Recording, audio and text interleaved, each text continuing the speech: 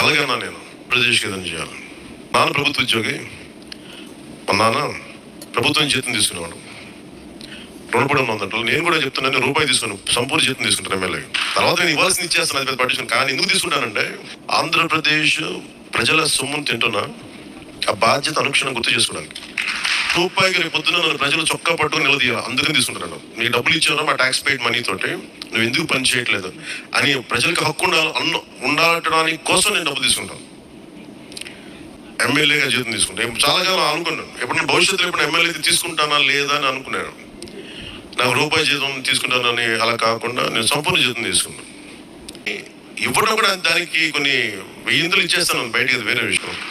కాకపోతే ఎందుకు జీతం తీసుకుంటే మనం ఎందుకు తీసుకుంటాం అని నేను ఎందుకు చేస్తానంటే ప్రజల కష్టం నుంచి, రక్తం, చెమట, స్వేదం నుంచి వచ్చింది.